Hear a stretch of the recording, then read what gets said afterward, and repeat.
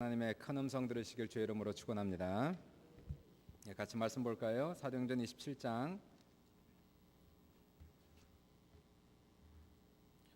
13절로 25절까지 읽겠습니다.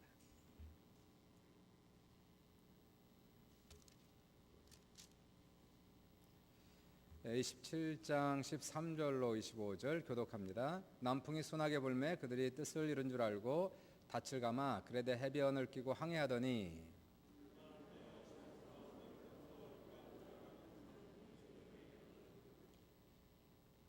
배가 밀려 바람을 맞추어 갈 수 없어 가는 대로 두고 쫓겨가다가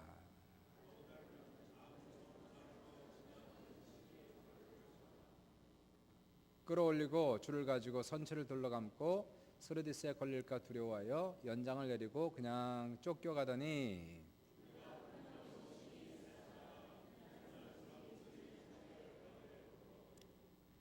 사흘째 되는 날에 배의 기구를 그들의 손으로 내버리니라.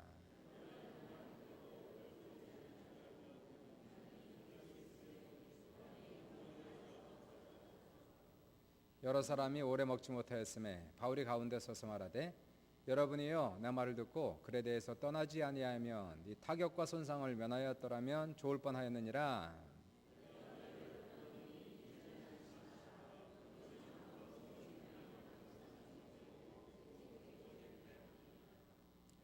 내가 속한 바 곧 내가 섬기는 하나님의 사자가 어젯밤에 내 곁에 서서 말하되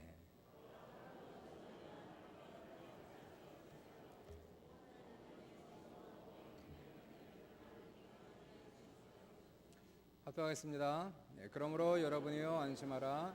나는 내게 말씀하신 그대로 되리라고 하나님을 믿노라. 아멘. 오늘 인생의 어려운 문제 다루기 5번째인가요? 오늘 위기에 대한 말씀을 나눕니다. 우리가 위기를 당할 때 어떻게 위기에 대처하고 위기를 극복할 것인가, 이러한 내용이 되겠습니다. 우리 인생을 살다 보면 많은 위기가 찾아옵니다. 결혼 생활의 위기가 찾아오기도 하고 중년 남자의 위기, 40대 중반, 50대 이렇게 찾아옵니다. 잘 나가던 사업에 위기가 찾아오고 파탄이 일어나고요. 국가적인 차원에 있어서는 IMF라는 큰 국가적 위기도 찾아옵니다. 교회도 별 수 없습니다. 탄탄하게 부흥하던 교회도 큰 위기를 맞이하면서 교회가 큰 풍랑을 만나고 큰 위기를 만나는 경우들도 있습니다. 이러한 위기를 당할 때에 이 위기를 잘 극복하는 사람, 이러한 사업, 국가, 교회는 오히려 탄력을 받아서 큰 변화를 받아 큰 발전을 이루기도 하지만 이러한 위기 대처에 실패하는 사람, 교회도 마찬가지고 나라도 마찬가지고 결국 몰락의 길을 들어갈 수밖에 없게 됩니다. 짐 컬린스가 쓴 2010년도에 쓴 책인데 아주 유명한 책이죠. How the Mighty Fall. 소제목으로는 Why Some Companies Never Give In. 어떻게 큰 것이 넘어지는가, 그리고 어떤 회사는 왜 절대 굴복하지 않는가. 이 책에서 위대한 기업의 성공과 그리고 몰락하는 이유들을 쭉 설명하는 그러한 책이 있습니다. 이 책에 설명한 건 아니지만은 근래 한번 크게 성공하고 몰락한 사업체, 우리에게 아주 피부로 와닿는 이러한 예를 한번 들어보겠습니다. 먼저 블랙베리 전화를 보시면 블랙베리 컴퍼니는 몰락한 회사 중에 하나입니다. 몰락한 지는 3, 4년밖에 되지 않습니다. 여러분이 지금 현재 블랙베리 전화를 가지고 있다면 몰락한 회사에 전화를 지금 쓰고 있습니다. 이 회사는요, 2006년부터 2009년까지는 이 블랙베리 회사는 북미 스마트폰 시장에 절반을 차지했어요. 절반의 점유율, 49%의 점유율을 북미 시장에서 차지하고 있었습니다. 그러한 와중에 2007년도에 여러분이 잘 아는 아이폰이 등장을 하죠. 이때에 그 블랙베리의 그 CEO가 두 사람인데요. 창업자면서 CEO인데 짐 발실리라는 사람과 마이크 라자리드스라는 창업자면서 CEO 두 사람이 아이폰이 나왔음에도 불구하고 이 아이폰의 파괴력을 과소평가했어요. 그 당시 아이폰이 급속히 뜨고 있었지만은 블랙베리 기업 시장을 위협할 정도는 아니었으니까. 그리고 안드로폰, 우리가 가지고 있는 삼성이라든가 이건 안드로폰인데요. 이 안드로폰은 이제 막 기지개를 피고 있는 그런 상태였습니다. 그래서 이 블랙베리는 변화를 거부했어요. 발전하지 않았습니다. 이 아이폰과 그리고 안드로폰은 누구를 대상으로 그 마케팅을 폈냐면 일반 사람들, 저희들이죠. 그냥 평범한 사람들을 위해서 마케팅을 핀 반면에 이 블랙베리는 그 당시만 해도 비쌌기 때문에 항상 비즈니스맨을 위해서 그 시장을 고집을 했었는데 이 아이폰이 나오고 안드로이드폰이 나왔을 때도 불구하고 이 블랙베리는 여전히 비즈니스맨 시장을 고집을 했습니다. 그래서 어떤 회사는 블랙베리에 이러한 건의까지 했어요. 그 전에 카메라도 좀 넣고 빅 스크린도 좀 넣고 뮤직 플레이 기능을 좀 넣어야 되지 않겠느냐라고 건의했지만은 이 블랙베리 회사는 이 비즈니스맨들이 싫어할지 모른다라고 하면서 개발을 거부했다고 합니다. 그러다가 이제 그 아이폰과 이 안드로이드폰이 급히 급부상을 하는 거예요. 블랙베리가 뒤늦게 깨달았지만 너무 늦었습니다. 그래서 새로운 모델을 발견해 보지만 너무 급하게 대응을 하다 보고 기술이 부족하다 보니까요 역부족이었고 아주 완전히 실패했습니다. 2010년부터 붕괴가 되기 시작했어요. 4년밖에 안 된 겁니다. 4년 채 안 된 얘기예요. 블랙베리의 시장 점유율이 2006년부터 2009년까지 49%였습니다. 북미 시장의 49%. 그러다가 2011년도에 10%로 떨어졌습니다. 이때 주식을 가지고 있던 사람은 뭐 완전 몰락했죠. 전체 직원 중에서 11%는 2,000명을 감원시켰고요. 그러다가 2년이 지난 2013년도 9월 달에는 10억 불의 손실과 함께 4,500명의 직원을 해고시켰습니다. 2013년도 2월 작년 1년 반 정도 전에 블랙베리의 세계 시장 점유율은 1.1%였고 결국 블랙베리는 대한민국 시장에서 결국 철수를 하고 말았습니다. 왜 이런 몰락이 찾아왔을까요? 잠깐입니다. 눈 깜짝할 사이에 49% 점유율을 가지고 있었던 대기업이 몰락한 거예요. 이것은 왜냐하면 앞으로 다가오는 위기에 대처하지 못했기 때문에 변화를 거부했기 때문에 결국 블랙베리는 완전히 몰락했고 제 생각에는 다시 재기하는 것은 거의 불가능하지 않을까 이렇게 추측을 해봅니다. 반면에 거꾸로 크게 성공한 회사를 한번 보십시오. 삼성입니다. 자랑스러운 삼성. 삼성은 1992년도에 세계 최초의 64메가 D램 반도체 개발을 했어요. 그래서 삼성 반도체가 메모리 강국 일본을 처음으로 추월하여 1위로 올라선 해가 1992년도입니다. 그러면서 삼성은 연평균 17% 놀라운 성장률을 기록하면서 삼성 전체 직원이 아주 열기에 올랐어요. 축제 분위기에 올라갔습니다. 이때 이건희 회장, 이분이 미국에 방문 중이었습니다. 이건희 회장이 미국의 대표적인 전자제품 양판점인 베스트바이 있죠, 여기에 거기를 돌아보았어요. 92년도만 해도 삼성은 반도체에는 1위였지만 TV 이쪽은 아직 연약했거든요. 베스트바이를 돌아보니까 삼성 제품들은 진열대 구석에서 먼지를 뒤집어 쓰고 있었다는 것이에요. 충격을 받았습니다. 이건희 회장이. 그래서 이건 위기의식을 느꼈어요. 그래서 모든 전 직원을 모아놓고 그때 얘기한 것이 당신들은 반도체가 조금 팔리고 이익이 나니까 당신들의 위치가 어딘지 모른다. 거저 자만에 빠져있다. 그러면서 이건희 회장은 이 회사 전체 위기의식을 불러일으켰어요. 밤잠을 설치면서 다가올 위기에 대비하기 위해서 고민을 하기 시작합니다. 그리고 이분이 유명한 신경영 선언, 이게 경영 선언이에요. 마누라와 자식만 빼고 다 바꿔라. 이게 삼성의 신경영 원칙이었습니다. 그리고 이분이 얘기한 것이 양 하는데 양이 아니라 질이다. 최고의 질을 향하여 전력 투구하며 나아가라. 그리고 나서 얼마가 지난 96년도에 3년 동안 원가 및 경비의 30%를 경감시켜야 된다는 330 운동을 강력하게 추진하면서 비상경영과 구조조정에 들어가서 잘 나갈 때였습니다. 잘 나갈 때에 비상경영을 했고 구조조정에 들어갔다. 96년이었어요.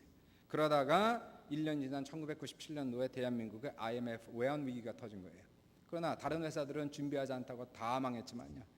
여기 삼성은 위기에 미리 대비를 했기 때문에 허리띠를 졸라맨 삼성은 결국 IMF를 극복하고 오히려 탄력을 받아갖고 엄청나게 발전하는 그러한 계기가 IMF를 통해서 일어나게 된 것이에요. 도약하고 발전하게 되어서 삼성은 반도체뿐만이 아니라 이제는 스마트폰, TV의 세계 시장을 지금 석권하고 있습니다. 그리고 2012년도에 거의 400조 원에 가까운 매출을 달성하는 놀라운 기적을 이룬 것이 삼성이라는 것이에요. 하나는 준비해서 몰락했고 하나는 준비해서 도약한 것이 바로 우리의 눈앞에 보이는 블랙베리와 삼성의 그러한 차이인 것을 우리가 볼 수 있게 되는 것입니다. 우리가 성경적으로 볼 때에 과연 우리 인생 속에 또 교회 안에 사업에 나라에 왜 위기가 닥쳐올까? 왜 우리는 이러한 위기를 맞이하게 되며 이러한 고난에 빠지게 되는가? 몇 가지 한번 제가 들어보면요. 첫 번째는 우리에게 죄가 있으면, 죄가 쌓이면 위기가 찾아오게 됩니다. 누가복음 15장을 보시면 거기에 비유가 난 탕자의 비유가 나오죠. 탕자가 아버지를 떠나요. 그리고 아버지에게 유산을 물려받고, 그리고 그 돈을 가지고 아버지가 없는 먼 곳으로 가서 그 돈을 허랑방탕하여 다 탕진했다라고 성경은 얘기하고, 아버지는 하나님을 지금 얘기하는 거예요. 하나님을 떠나 자기 마음대로 자기 멋대로 돈 쓰고 탕진하며 살다가 평생 돈이 갈 줄 알았는데 돈이 다 떨어졌는데 마침 그 나라에 흉년이 들었다라고 얘기하죠. 결국은 이 죄가 많은 이 탕자는 외국 땅에서 병들고 거지가 되어서 몰락하는 그 모습을 우리가 볼 수가 있게 돼요. 죄를 범하면, 죄가 쌓이면 죄에 대한 심판이 오고, 그 심판은 때로 우리에게 위기와 고난으로 찾아온다는 사실을 우리가 반드시 알아야 될 것이고요. 두 번째, 성경적으로 보시면 왜 위기와 고난이 찾아오는가? 정신이 해이해지면 위기가 찾아옵니다. 꼭 죄라고는 할 수 없지만 우리가 정신 차리고 있지 않으면, 정신이 해이해지면, 정신력 떨어지면 교회도 그렇고 개인도 가정도 이러한 위기가 찾아오더라고요. 마태복음 13장을 보시니까 그 천국 비유 많이 나오지 않습니까? 거기에 그 중에 하나에 가라지 비유가 나와요. 그 가라지 비유를 보시면 어떤 사람이 밭에 좋은 씨를 뿌립니다. 뿌려서 이제 좋은 열매만, 좋은 곡식만 나오기를 기대했는데 얼마 보니까 곡식만 나오는가 수많은 가라지들이 나오고 있는 거예요. 알고 보니까 성경을 잘 읽어보시면 거기에 이러한 얘기가 나와요. 사람들이 잘 때에 원수가 와서 가라지를 뿌리고 간 거예요. 몰랐다는 거예요. 언제요? 사람들이 잘 때에, 정신이 해해졌을 때에, 정신을 놓았을 때에, 깨지 않고 있었을 때에 원수가 와서 가라지를 뿌리고 간 겁니다. 나중에 보니까 곡식만 자라는 것이 아니라 가라지가 얼마나 많은지 모르는 거예요. 가라지가 너무 많아서 뽑을 수도 없고, 그 가라지 뽑다가 온 밭이 다 망가지게 생겼습니다. 그래서 결국은 그 밭에서 엄청난 손해와 손실과 피해를 입었다는 그러한 얘기가 마태복음 13장에 지금 나오고 있는 것입니다.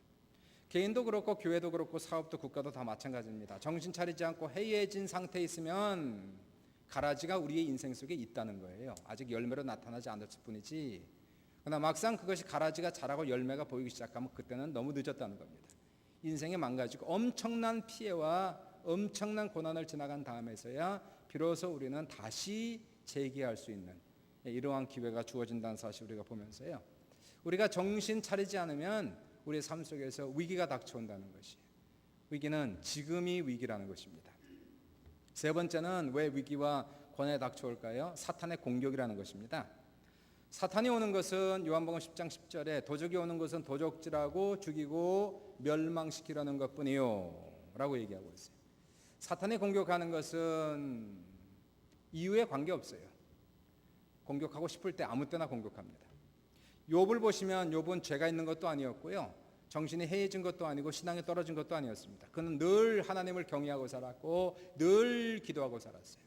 늘 하나님 앞에 섬기고 살았어요. 그런데도 불구하고 악한 사단 마귀가 찾아와서 그를 공격하니까 사업이 부도가 나는 겁니다. 애들이 죽는 겁니다. 몸에 병이 들어요. 그리고 아내가 미쳐버려요. 우리 인생 속에서 위기가 찾아오고 고난이 찾아오는 것은 때로는 죄 때문에 찾아오기도 해요. 때로는 정신이 해이해져서 정신 차리지 않다가 급하게 이러한 위기와 고난을 당하기도 하고, 때로는 마귀의 공격으로 말미암아 고난과 위기가 찾아오기도 하고, 때로는 복합적인 이유로 찾아오기도 하고, 때로는 이유를 찾아볼 수가 없어요. 왜 왔는지 모르겠어요. 근데 위기가 왔어요. 고난이 왔어요. 어려움이 왔어요. 여러분, 우리가 위기를 맞았을 때에, 그리고 고난을 받았을 때에, 이때는 왜 위기가 왔는가, 왜 고난이 찾아오고 있는 그 이유를 찾는 것도 중요합니다. 왜냐하면 그 이유를 풀어가야 되니까. 그러나 때로는 정확하게 이유를 규명하기가 어려워요. 왜 지금 이 고난이 왔고 위기가 왔는지 이유를 모르겠습니다. 더 중요한 것은 그 이유를 규명하는 것보다 더 중요한 것은 그것이 죄 때문에 왔든지, 내가 정신 차리 못하다 왔든지, 사단의 일방적인 공격으로 왔든지, 다른 이유로 왔든지, 더 중요한 것은 지금 그러한 고난과 위기가 있다면 내가 이 위기를 넘어갈 수 있는 대처 능력이 있는가, 그러한 지혜와 믿음이 있는가, 이것이 더 중요한 숙제라고 생각합니다. 어떤 문제를 닥치든지 어떤 위기를 닥치든지 내 안에 하나님이 주시는 능력과 지혜가 있다면 오히려 그 위기는 우리의 삶 속에 터닝 포인트가 될 수가 있어요. 발전하고 도약할 수 있는 그러한 계기로 삼을 수가 있다는 겁니다. 발판이 될 수가 있다는 것이에요. 그러나 우리에게 그러한 대처 능력이 없다면 아무리 작은 문제를 닥쳤다 할지라도 그것이 위기 상황으로 들어가고 결국은 우리의 삶 속에 몰락으로, 멸망으로 빠져가는 경우를 우리가 보게 되는 것입니다. 오늘 본문을 잠시 보시면은 본문 사도행전 27장에 사도 바울이 죄인처럼 붙들려서 군인들에 의하여 로마로 후송되고 있는 장면이에요. 뭐 사도 바울이 죄를 져서 지금 잡혀가지고 로마로 후송됩니까? 아니에요. 복음을 전하다가 사람들의 미움과 모함을 받고 일방적으로 붙잡힌 거예요. 그리고 이제 포승된 상태에서 군인들에 끌려 배를 타고 로마로 지금 가고 있는 상태에서 이 사건이 지금 터지고 있는 겁니다. 오늘 본문을 보니까 그가 탄 배가 순항을 하고 있습니다. 남풍을 받아서 순항을 하다가 갑자기 유라굴로라고 하는 광풍을 만나게 돼요. 유라굴로, 유라, 굴로라는 두 단어의 합성어인데 라틴 말로는 북동풍이란 뜻이에요. 북동풍.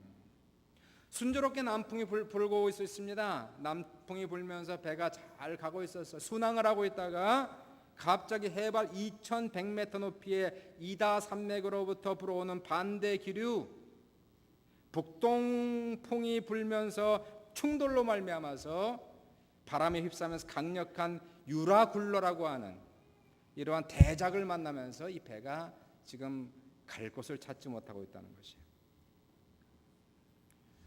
우리 찬양 중에 그게 있죠. 동남풍아 불어라, 서북풍아 불어라, 가시밭에 백합화, 예수 향기 날리니 할렐루야매. 이게 무슨 뜻인지 아세요? 동남풍은 순행할 때에, 북서풍은 인생이 망가질 때에, 그때도 예수 향기 날리라는 거예요. 이 북동풍, 유라굴로 태풍을 만났어요. 어느 정도 심하냐 하면은 뭐 요즘처럼 구남이 큰 배가 아니잖아요. 이 사공이 노를 저어가는 그런 배 아닙니까? 18절부터 20절 보시니까 우리가 풍랑으로 심히 애쓰다가 이튿날 사공들이 이 짐을 바다에 풀어버리고 사흘째 되는 날에 이 배의 기구를 그들의 손으로 내버리니라. 여러 날 동안 해도 별도 보이지 않고 해도 없고 별도 없대요. 큰 풍랑이 그대로 있음에 구원의 여망마저 없어졌더라. 이 배 안에 276명이 있었습니다. 사람들이 먹지도 못해요. 다 토하니까. 우리가 살다 오면 때로는 이렇게 뜻하지 않게 유라굴로 광풍을 맞는다는 것입니다. 남풍을 받으면 좋겠죠. 그러나 항상 남풍만 부는 것이 아니라 북서풍, 북동풍, 유라굴로가 찾아오는 거예요. 대작을 만납니다. 잘 나가는 줄 알았는데 어느 날 갑자기 큰 병에 걸리기도 하고 계획적으로 가정이 파탄난 사람 없습니다. 갑자기 가정이 파탄나기도 하고 갑자기 사업이 무너지기도 하고 국가적으로 나라적으로 갑자기 IMF가 타져오기도 하고 어느 날 갑자기 포가 터지면서 전쟁이 터지기도 하고 큰일 났어요. 압이 캄캄해요. 눈물이 나요. 어쩔 줄 모르겠어요. 모든 방법 다 동원했지만 해결되지 않아요. 이제는 절망이에요. 이제는 구원의 여망마저 사라졌어요. 이제는 죽겠습니다. 이게 유라굴로라고 하는 광풍을 지금 얘기하는 거예요. 유라굴로라는 위기를 지금 얘기하는 겁니다. 우리 인생 속에 유라굴로를 만나요. 사람마다 다른 유라굴로를 만나요. 이러한 유라굴로가 우리 인생 속에 죄 때문에 왔든지 내가 인생에 정신 차리지 못하고 왔든지 아니면은 사탄 때문에 아니면 이유를 발견할 수 없는 어떠한 유라굴로라고 하는 광풍을 만났다고 가정합시다. 그럼 어떻게 이것을 이길 것이냐? 대처 능력이 나에게 있느냐는 것이 중요한 것이에요. 지금 찾아온 교회의 문제, 내 인생의 문제, 나라의 문제를 우리는 이겨나가겠는가? 극복하겠는가? 나한테 그러한 믿음이 있는가? 지혜가 있는가? 오늘 본문에서는 사도 바울은 이러한 위기를 기회로 삼아서 발판으로 삼아서 도약하는 놀라운 모습을 우리가 보게 되는데요. 놀라운 축복으로 기회의 전환점으로 만들 수 있었다는 것이에요. 어떻게 가능했을까? 어떻게 사도 바울은 유라굴로가 오히려 그에게 축복이 되었을까? 어떻게 그에게 터닝 포인트가 되었을까? 그것이 21절부터 25절을 제가 읽어봅니다.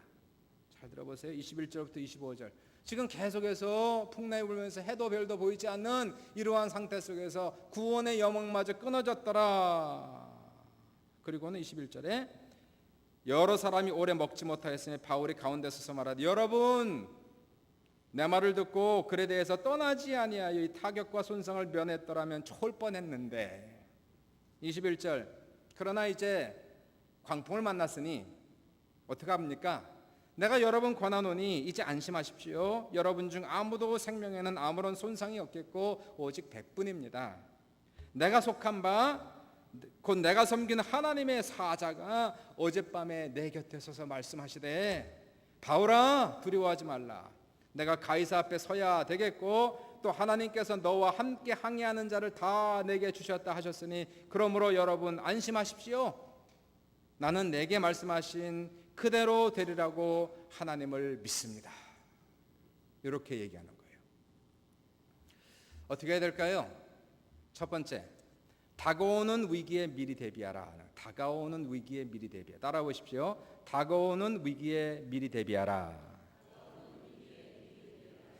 위기를 닥친 다음에 황급하게 하면 너무 늦습니다. 위기가 다가오는 것을 미리 보고 미리 대비하라는 거예요. 21절에 사도 바울은 이 광풍이 올 줄 알고 있었어요. 뭐라고 얘기합니까? 여러분 내 말 듣고 글에 대해서 떠나지 아니하여 이 타격과 손상을 면했더라면 좋을 뻔했습니다. 바울은요 유라굴로가 온다는 것을 알고 그들에게 여러 번 경고했지만 뭐 죄인이 얘기한 걸 누가 듣겠어요? 너 무슨 소리냐? 선장의 말을 듣고 결국은 그 배를 타고 가다가 유라굴로를 만나는 거예요. 위기는요 막상 닥치고 나서 그때 대처하려고 그러면 상당히 늦습니다. 그리고 큰 손실을 받고 나서 재기하면 가능하고 그렇지 않으면 망하는 거예요. 사람들이 황급하게 서두르고 좌충우돌 하다가 파산하는 경우 우리는 많이 보는 거예요. 사업도 그렇고 개인도 그렇고. 위기는 언제일까요? 지금 안정된 상태가 위기라는 거예요. 지나치게 안정된 게 위기라는 것입니다. 지나치게 평안한 것이 위기라는 것이에요. 위기의식이 없는 상태가 큰 위기라는 것이에요. 평안하다, 안전하다, 괜찮다, 우리는 영원히 괜찮을 것이다 라는 이러한 착각 속에 빠질 때 우리는 대단히 위험한 상태라는 거예요. 지금 몰라도 어쩌면 우리의 삶 속에 이미 원수가 가라지를 뿌리고 갔을 수도 있어요. 눈에 보이지 않지만 시간이 지나면 그것이 자라고 나중에 열매가 날 땐 too late, 너무 늦었어요. 그래서 우리는 다가오는 위기에 미리 대비할 수 있는 지도력을 가져야 된다는 것이, 그러한 눈을 가질 수가 있어야 된다는 것입니다. 평안할지라도 믿음으로 의도적으로 위기의식을 갖고 살아가는 것은 오히려 건강상 좋다는 것이에요. 지나치게 두려워하는 사람은 평안하세요 이렇게 해야 되고요, 지나치게 평안한 사람은 깨어나세요 그렇게 얘기하는 거예요.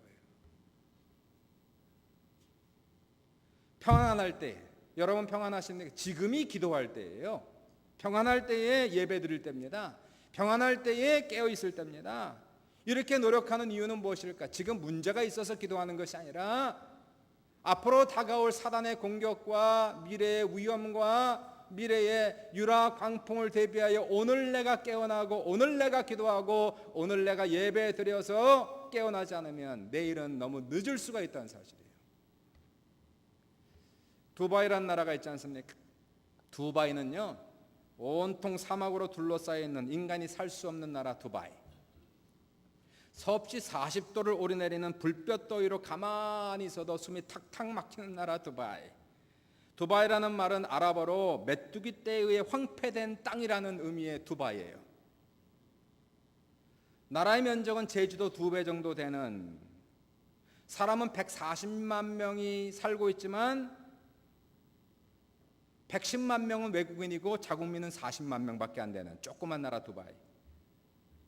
인근 국가들은요 석유가 많지만은 두바이는 그렇게 많지도 않습니다. 두바이는 석유 외에는 다른 자원은 하나도 없는 나라 두바이. 전체 석유 매장량 현재 40억 배럴, 하루 원유 생산량 20만 배럴. 석유 아닌 다른 것으로 미래를 대안하지, 석유 아닌 다른 대안으로 미래를 대안하지 않으면 생존 자체가 불투명한 절망의 땅, 절망의 나라 두바이예요. 근데 지금 두바이 가고 싶습니까? 다 가고 싶어하는 나라 두바이. 꿈의 도시 두바이, 매력이 철철 넘치는 도시 두바이. 아니 왜 그 사막을 가려고 그럴까요? 두바이는 지금 외국 관광객이 한 해 700만 명이 넘습니다. 그리고 기업인에게는 성지 같은 곳이에요. 꿈을 심어주는 도시라는 평가를 받는 성지와 같은 도시가 두바이예요. 세계 기업인들이 성지를 순례하듯이 두바이를 순례하고 있고, 한국인의 기업인과 정치인들도 순례하고 돌아온 도시, 나라 두바이입니다. 왜 그럴까요? 어떻게 이것이 가능해졌을까요? 그 변화와 창조의 중심에는 그 지도자 세이크 무하마드라는 사람이 있는 거예요. 세이크 무하마드는 이미 그가 왕자 시절부터, 어린 왕자 시절부터 우리나라의 석유가 고갈될 것을 알았어요. 멀지 않았다는 것을 알았습니다. 그래서 95년도 이 사람이 왕세자가 되거든요. 얼마 전입니다. 20년밖에 안 된 얘기예요. 그래서 이분은 어떠한 생각을 하냐, 왕세자가 되고 나서 몇 년 뒤면 바닥날 석유만 믿고 살 수 없다.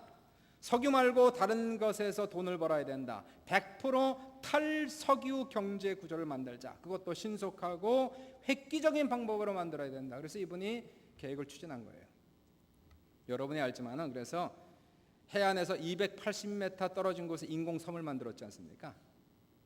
사진으로 다 봤을 거예요. 160층에 이르는 세계 최고 높이의 빌딩 버즈 두바이를 만들었어요. 달과 별 모양의 인공섬에다가 세계에서 가장 좋은 호텔을 만들었어요. 우리가 보통 가장 좋은 호텔이라고 그러면 별 5개짜리 들어가면 굉장히 좋은 호텔, 가장 좋은 호텔입니다. 토론토에서 제일 좋은 호텔이 별 5개예요. 다운타운에 하나 있고요, 한 2개밖에 없어요. 그런데 이 호텔은 별이 몇 개인지 아시는? 별 7개예요. 전 세계 하나입니다. 휘황찬란한 7성급 호텔 버즈 알 아랍 호텔이 있고요. 그 안에 뭐가 있을까요? 스키장이 있어요. 이게 상상이 안 되는 겁니다. 파격적인 아이디어입니다. 놀라운 일이에요. 불가능이라고 그랬어요. 그러나 이 무함마드라는 이 왕세자에게는 다른 대안이 없다. 이거 외에는 우리 살 길이 없다는 거예요. 석유 믿고 있다 우리는 거덜난다, 거지된다. 석유 가지고 지금 쓸 것이 아니라 그걸 가지고 탈석유 경제를 만들어야 된다. 그래서 이분이 그것을 계획했고 추진했고 성공한 것이 두바이예요. 두바이를 가면 그래서 지금도 꿈에는 한계가 없다, 마음껏 꿈꾸어라라고 하는 대형 현수막이 걸려 있는 것이고요.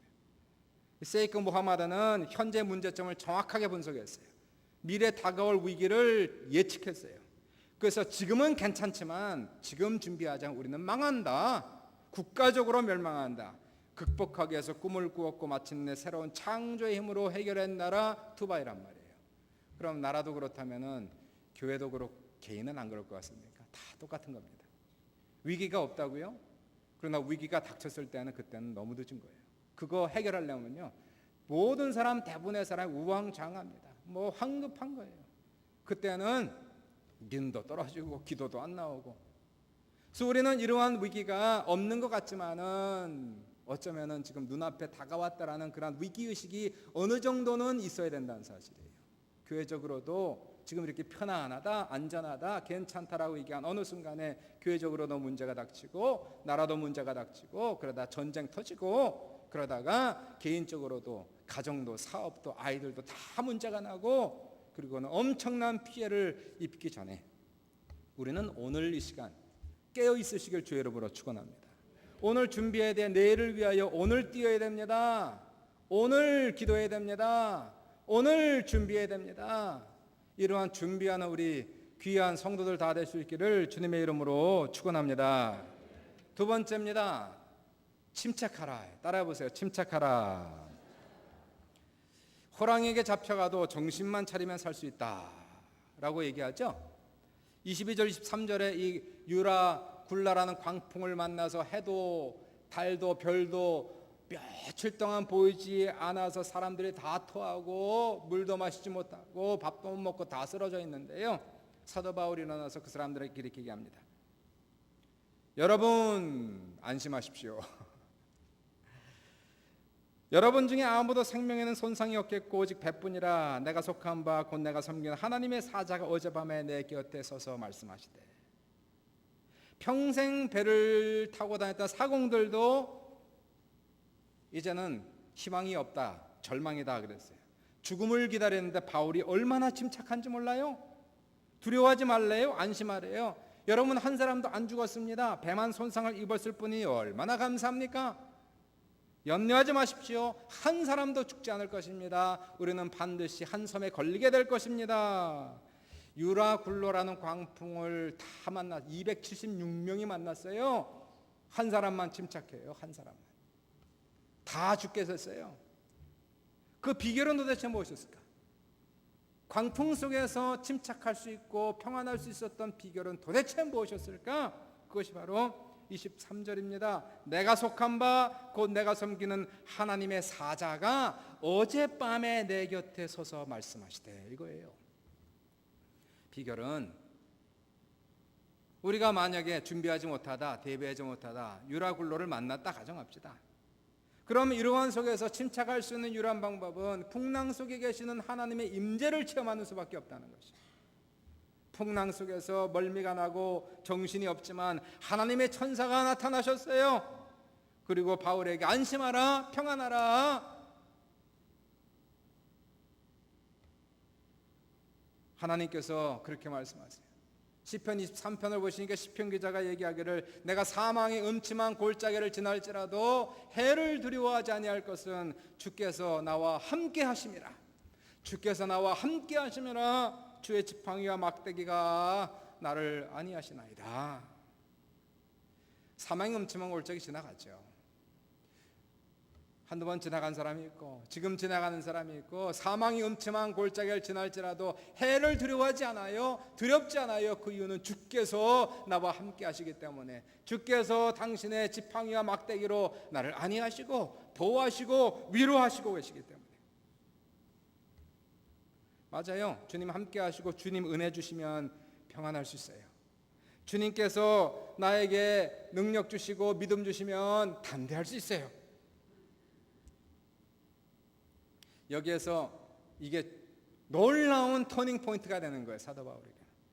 사도 바울도 그 전날까지는 죽으면 죽으리라, 하나님 유라굴로 광풍 속에서 죽어도 전 천국 갑니다. 근데 천사가 나타나서 안 죽는다는 얘기야. 이 많은 사람들 다 내 손에 붙였다는 얘기예요. 너 때문에 살 거다. 276명이 다 살 거다. 할렐루야. 사람들 앞에 여러분 한 사람도 안 죽을 거예요. 걱정하지 마세요.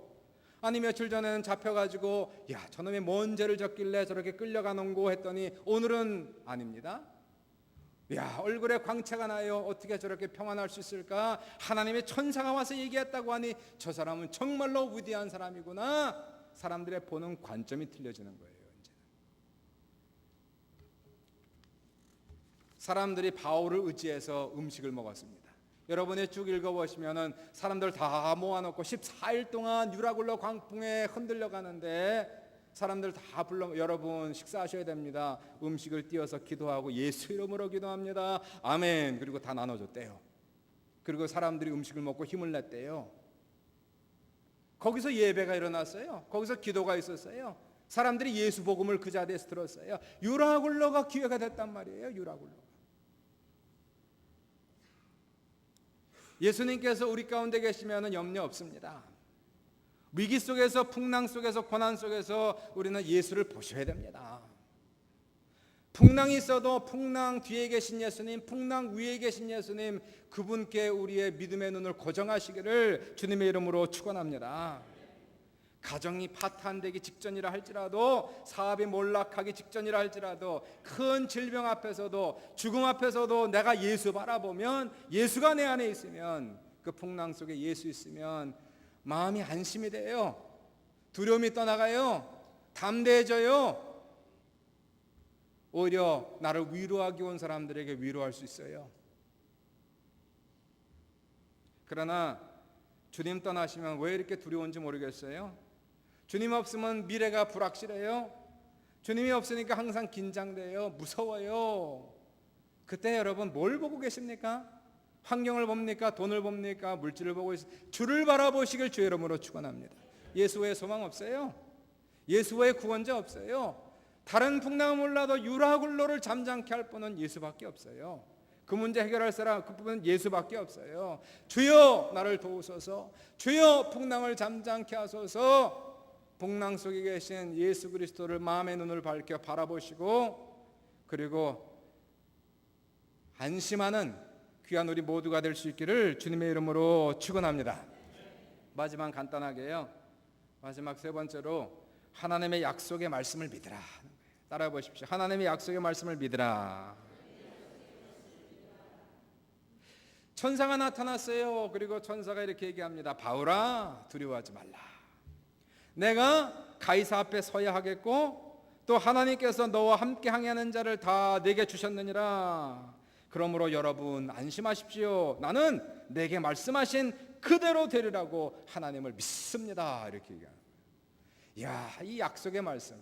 하나님, 저는 제 할 일을 다 했습니다. 죽어도 여한이 없습니다. 그런데 천사가 나타난 거예요. 그러면서 바울아, 아니라는 거예요. 너 안 죽는다. 너는 가이사 앞에 서야 될 것이고 가이사 앞에 나의 증인이 되어야 될 것이고 더 나아가서 276명 다 내 손에 붙였느니라. 할렐루야. 주님, 그 다음 날로 사람들에 가서 여러분 안심하십시오. 한 사람도 안 죽습니다. 우리는 반드시 한 섬에 걸리게 될 것입니다 라고 얘기했더니 그대로 되더라는 거예요. 한 사람도 안 죽었어요.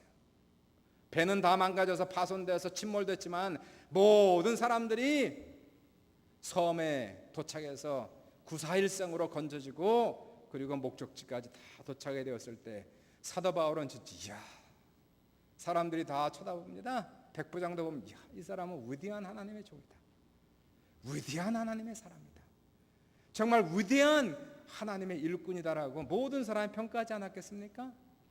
저는 그 276명이 다 예수 믿었을 거라고 생각했어요. 풍랑 중에 주님 나타나셔서 주여, 주님 나타나셔서 주님 말씀 주실 때 그 말씀 붙드셔야 되는 거예요.